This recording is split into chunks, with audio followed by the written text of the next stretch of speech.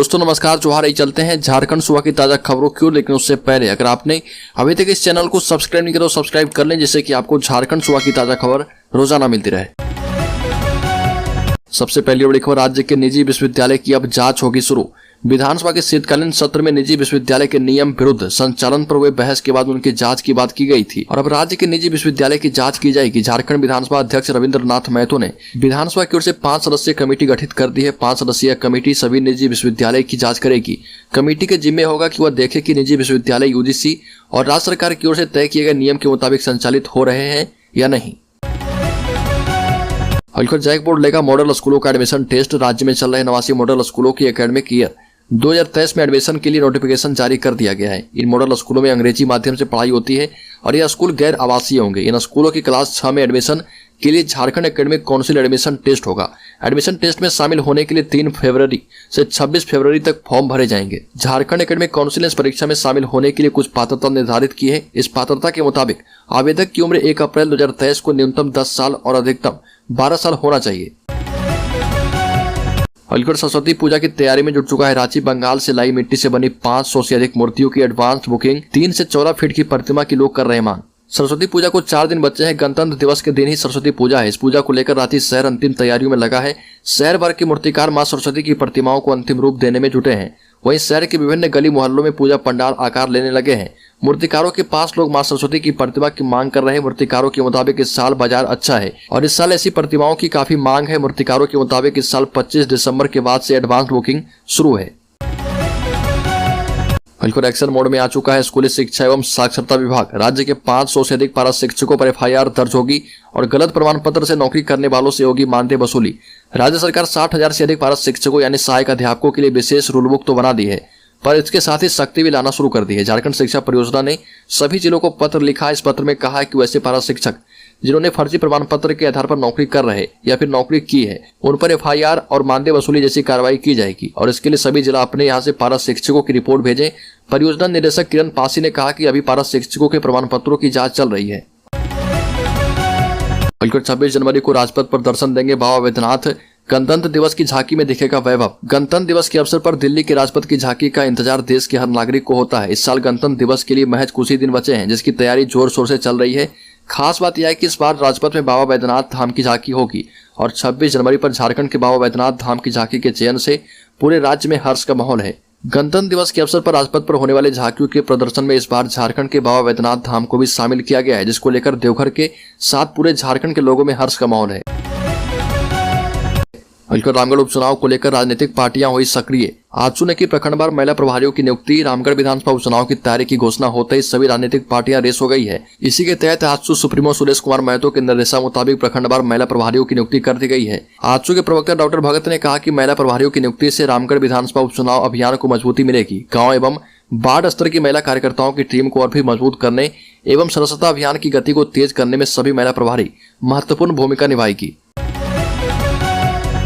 लातेहार में प्रसिद्ध श्री राम कथावाचक राजन जी महाराज का लातेहार में भव्य स्वागत किया गया। राजन जी महाराज सड़क मार्ग से रांची से गढ़वा जा रहे थे। इसी दौरान लातेहार में आलोक मोहन स्मृति सेवा आश्रम के द्वारा श्री राम पतंजलि परिसर में उनका भव्य स्वागत किया गया।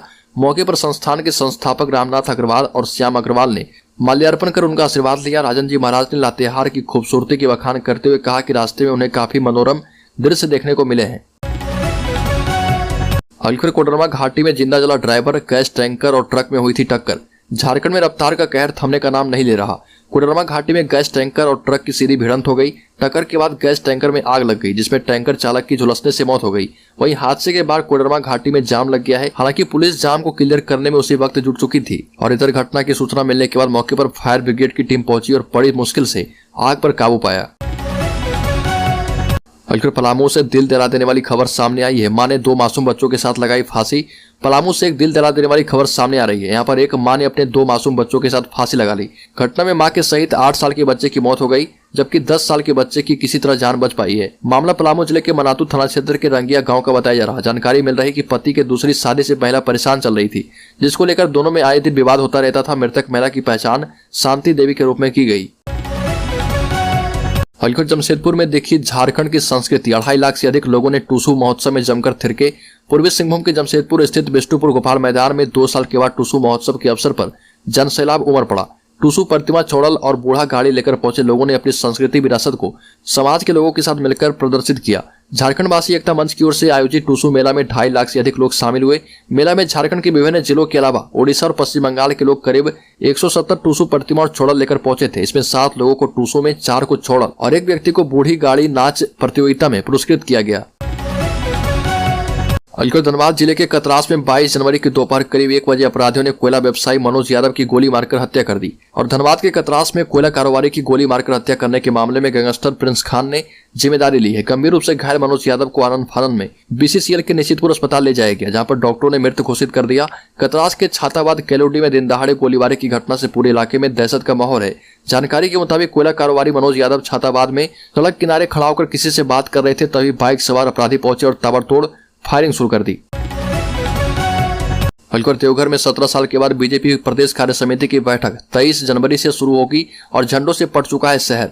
देवघर के मेहर गार्डन में बीजेपी प्रदेश कार्य समिति की बैठक 23 और 24 जनवरी को होगी। 17 साल के बाद देवघर में होने वाली इस बैठक को लेकर भाजपा जिला कमेटी ने जोरदार तैयारी की है। बैठक में शामिल होने के लिए 450 डेलीगेट्स देवघर आ रहे और इसमें भाजपा के प्रदेश प्रभारी लक्ष्मीकांत वाजपेयी, केंद्रीय मंत्री अर्जुन मुंडा, केंद्रीय मंत्री अन्नपूर्णा देवी, भाजपा विधायक दल के नेता बाबूलाल मरांडी, पूर्व मुख्यमंत्री रघुवर दास, प्रदेश अध्यक्ष दीपक प्रकाश समेत राज्य के सभी सांसद, विधायक, जिलाध्यक्ष, जिला प्रभारी, प्रदेश पदाधिकारी एवं प्रदेश कार्य समिति के सदस्य शामिल हैं।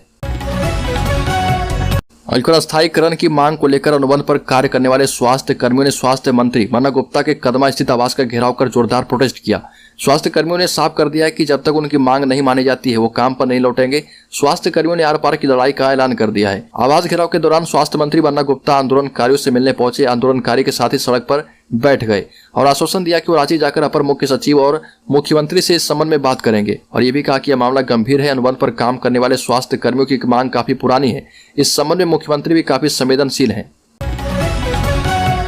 अलीगढ़ झारखंड में बोले ऊर्जा सचिव आलोक कुमार, बानादाग से हजारीबाग तक रेल लाइन होगी डबल। केंद्रीय ऊर्जा मंत्रालय के सचिव आलोक कुमार एवं संयुक्त सचिव पीयूष सिंह ने बड़कागांव स्थित national thermal power corporation NTPC के पकड़ी बरवाडी कोयला खनन परियोजना का दौरा किया और ऊर्जा सचिव ने कहा कि हमें बढ़ती ऊर्जा की आवश्यकता को पूरा करने के लिए निरंतर मेहनत करनी होगी। बानादाग रेलवे साइडिंग से हजारीबाग रेलवे स्टेशन तक रेल लाइन को डबल किया जाएगा। NTPC और रेलवे विभाग मिलकर जल्द से जल्द इस काम को पूरा करवाएं। ये भी कहा कि हजारीबाग जिला प्रशासन को कोयला खनन क्षेत्र में जमीन संबंधित समस्या का शीघ्र निपटारा करना होगा। अलीगढ़ पूर्व सांसद और आदिवासी सिंगल अभियान के प्रमुख सालकर मुर्मू की ओर से शुरू किया गया मरांग बुरू बचाओ भारत यात्रा दुमका पहुंच गया है और दुमका में सालकर मुर्मू ने कहा कि मरांग बुरू की रक्षा आदिवासी अस्तित्व, पहचान और हिस्सेदारी की रक्षा। ये भी कहा कि झारखंड के गिरिडीह जिला में स्थित पारसनाथ पहाड़ आदिवासियों का ईश्वर है, मरांग बुरू है और इसे जैन धर्मावलंबियों ने हड़प लिया है। सालकर मुर्मू ने कहा कि इस मुद्दे पर झारखंड की हेमंत सोरेन सरकार को भी कटघरे में खड़ा किया और कहा कि जैन धर्म के लोगों ने हमारे ईश्वर को हड़प लिया है और झारखंड की सरकार ने इसे जैनियों को सौंप दिया है। ये भी कहा कि हेमंत सोरेन सरकार ने 5 जनवरी को भारत सरकार को एक चिट्ठी लिखकर जैन धर्म को मानने वाले लोगों को पारसनाथ पहाड़ को सौंप दिया है। अलीगढ़ कांग्रेस के राज्यसभा सांसद धीरज प्रसाद साहू पहुंचे लोहरदगा।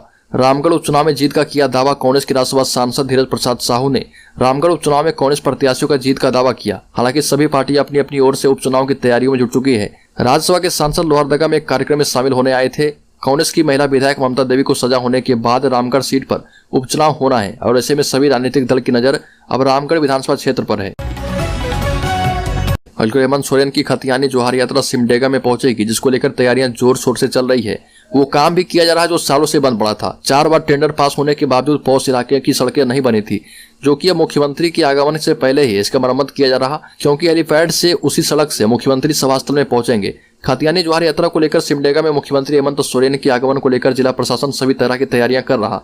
वहीं सबसे हैरानी वाली बात तो यह है कि शहर के पौष इलाके में जहां कल मुख्यमंत्री हेमंत सोरेन का हेलीकॉप्टर उतरेगा, उस इलाके में DC SP रहते हैं, लेकिन उसी इलाके की सड़क खराब है जहां से मुख्यमंत्री सभा स्थल तक पहुंचेंगे। अब जब मुख्यमंत्री का आगमन हो रहा तो उस सड़क का प्रशासन के द्वारा मरम्मत किया जा रहा। और आपको बता दें कि 4 बार टेंडर पास होने के बावजूद ये सड़क नहीं बन पाई थी, लेकिन अब मुख्यमंत्री के आगमन में यह सड़क बन रही है।